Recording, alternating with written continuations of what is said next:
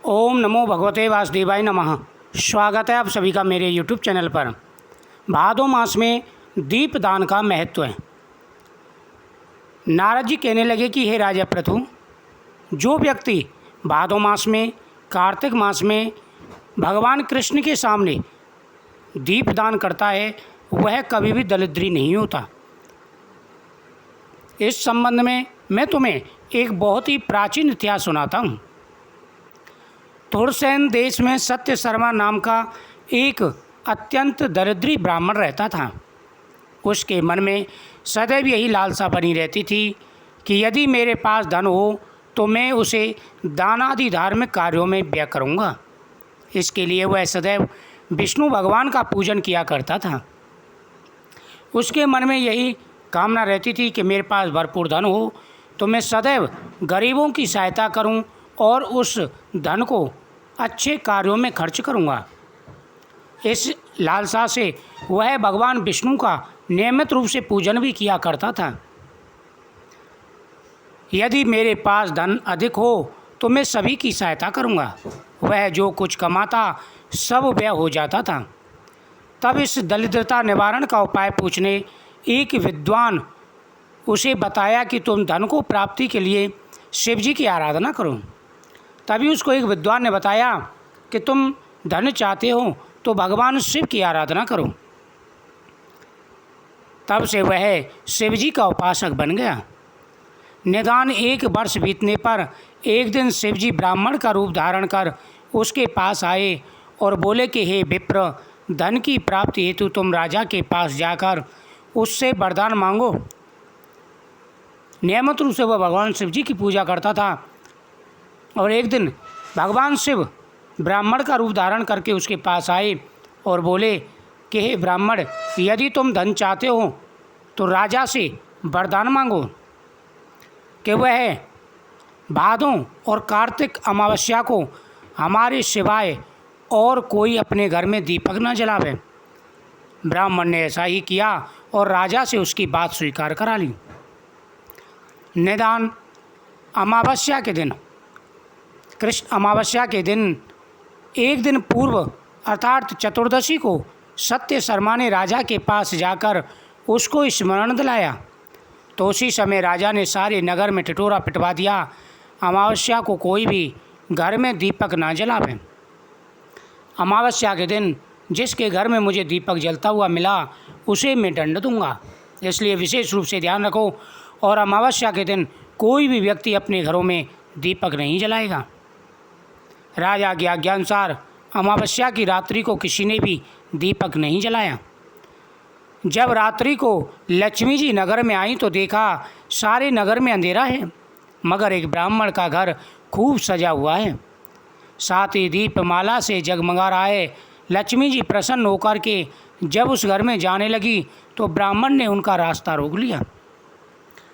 अमावस्या की रात माता लक्ष्मी जब नगर में आई तो नगर में देखा चारों तरफ अंधेरा ही अंधेरा है और एक ब्राह्मण के घर में दीपदान है, चारों तरफ उजाला ही उजाला है। माता लक्ष्मी उस ब्राह्मण के घर में प्रवेश करने लगी तो ब्राह्मण ने उनको रोक लिया और कहने लगे कि हे देवी, तुम्हारा पति अति कठोर है और तुम अति चंचल हो, इस कारण तुम हमारे घर में प्रवेश मत करो। तब लक्ष्मी जी कहने लगीं कि भगवान के शयन के समय में आई हूँ, अतः निश्चिंत करके तुम्हारे घर में वास करूँगी। यह सुनकर ब्राह्मण ने कहा कि यदि तुम इस बात की शपथ लो कि 3 वंश पर्यंत तुम हमारे घर से नहीं जाओगी और यहीं वास करोगी तो हमारे घर में आ सकती हो। लक्ष्मी जी कहने लगी, यदि तुम विधि पूर्वक पूजन करोगे तो मैं निश्चित ही तुम्हारे घर में वास करूँगी। यह सुनकर ब्राह्मण ने पूछा कि मैं किस विधि से तुम्हारा पूजन करूं? तब लक्ष्मी जी कहने लगी कि जो व्यक्ति प्रत्येक अमावस्या को प्रातःकाल स्नान आदि करके देवता और पितरों का पूजन करता है, सायंकाल को पूजन करता है और साथ ही गणेश जी का पूजन करते हैं, कुबेर का पूजन करते हैं, लक्ष्मी जी का पूजन करते हैं, दीप दान करते हैं, उनके घर में मैं सदा ही निवास करती हूँ। अमावस्या के दिन प्रातः स्नान करते समय गंगाजल डालकर के जल में स्नान करें उसके बाद में अपने इष्ट देवता की पूजा करें। उसके बाद अपने पितरों के नाम से दीपदान करना चाहिए, पितरों के नाम से तर्पण करना चाहिए, पितरों के सामने दीपक जलाना चाहिए और हवन भी करना चाहिए। ऐसा करने से घर में आ रही सारी परेशानियां, सारे दुख और दरिद्रता दूर हो जाती हैं। प्रत्येक अमावस्या के दिन पीपल वृक्ष के नीचे दीपक जला करके अपनी प्रार्थना बोलनी चाहिए, परिक्रमा करनी चाहिए। प्रतिदिन तुलसी के सामने दीपक जलाना चाहिए। जिस घर में तुलसी का पौधा हो, दीपदान होता हो, वहाँ पर मेरा स्थिर रूप से वास होता है। हे ब्राह्मण, जो व्यक्ति पितरों के नाम से दान करते हैं, अमावस्या को गौ माता की पूजा करते हैं, साथ ही विष्णु जी और लक्ष्मी जी, गणेश जी और भगवान शिव की पूजा करते हैं, उनके घर में मेरा स्थिर रूप से वास होता है। इस प्रकार संकल्प पूर्वक यह पूजन करें। कैसा स्वरूप है लक्ष्मी जी का? कमल के आसन पर स्थित है, कमल पुष्पों की माला धारण किए, कमल जैसे नेत्र वाली गंभीर नाभि, स्तन के भार से नम्र सुंदर वस्त्र वाली, देवताओं के हाथियों द्वारा मणियुक्त गढ़ों से स्नान करने वाली, कमल पुष्प हाथ में लिए ऐसी लक्ष्मी जी मेरे घर में निवास करें। और इस प्रकार से लक्ष्मी जी का ध्यान करते हुए प्रार्थना करनी चाहिए।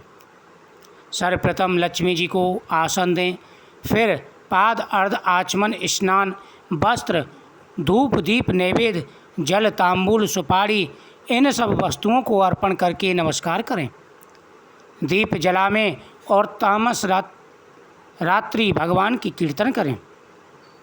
इसी प्रकार जो व्यक्ति कुबेर और लक्ष्मी जी की पूजा करके ब्राह्मणों को भोजन करावें, तत्पश्चात बंधु बांधवों सहित आप भी भोजन करें। सत्य शर्मा ने विधि पूर्वक इसी प्रकार पूजन किया, बहुत सा धन धान्य हो गया। इसके बाद उसने अनेक यज्ञ भी किए। फिर सत्य शर्मा विरक्त होकर मथुरा जी चला गया और वहीं पर समाधिस्थ हो गया। जो व्यक्ति भगवान शिव की आराधना करते हैं, भगवान विष्णु का पूजन करते हैं, माता लक्ष्मी की पूजा करते हैं, उनके घर में कभी भी किसी भी प्रकार की परेशानी नहीं आती। धन बढ़ता है, सुख समृद्धि बढ़ती है, जीवन में आ रहे सारी परेशानियां दूर हो जाती हैं। इस दिन भगवान की पूजा करते हुए निवेदन करें, माता लक्ष्मी से प्रार्थना करें। जो व्यक्ति प्रत्येक अमावस्या को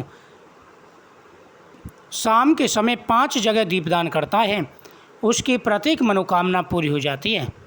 तुलसी माता के सामने, पीपल वृक्ष के नीचे, पितरों के सामने, भगवान शिव के सामने और भगवान विष्णु के सामने, इन 5 जगहों पर दीपदान अवश्य करना चाहिए। छठा दीपक माता लक्ष्मी जी के नाम से जलाना चाहिए। अगर ऐसा करते हैं तो घर में कभी भी धन की कमी नहीं रहती। मुझे उम्मीद है आपको ये कथा बहुत ही सुंदर लगी होगी। वीडियो को ज़्यादा से ज़्यादा शेयर करें, कमेंट में श्री महालक्ष्मी नमः जरूर लिखें। माता लक्ष्मी